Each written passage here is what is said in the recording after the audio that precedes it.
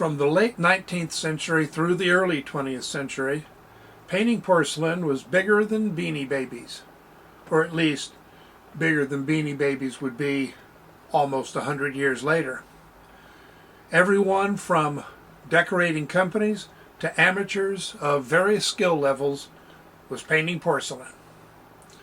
Of those amateurs, most were young women, because painting porcelain was one of the few hobbies approved by our patriarchal society, when a glimpse of stocking was shocking, at least according to Cole Porter.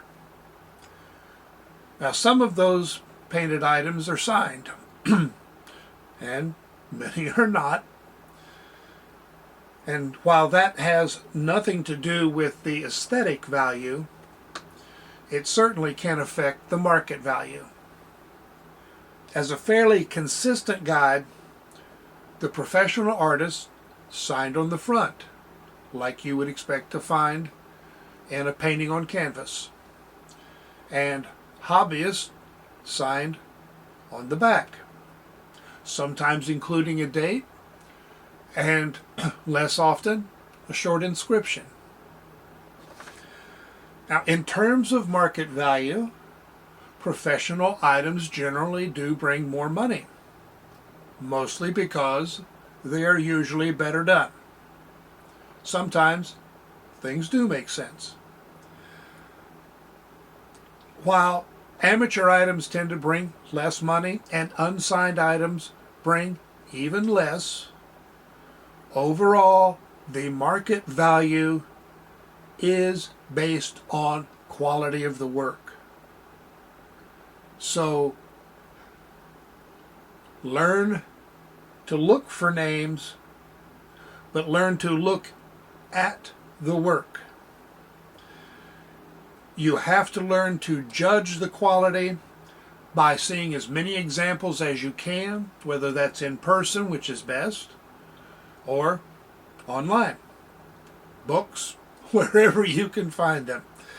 Now, there were pattern books, especially for the amateurs, so you may be able to find almost identical, or at least very similar, patterns, which might help determine which artists had the better eye for line, proportion, and color, and the better hand to execute that vision.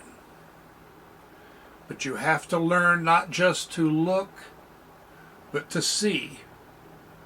And that's the part that takes time, if you're willing. Some of the hobbyists were quite good, and the best of the hobbyists were better than the lesser professionals. So don't just say signed on front means more value. General guide, not an absolute. Some of the professional artists are known through company records. The amateurs, the hobbyists, we will likely never know. We have their names and their work. Those live on. But their biographies are likely lost into family history, if even that. So when you look at these on your shelf, appreciate the work, appreciate the person, and the history.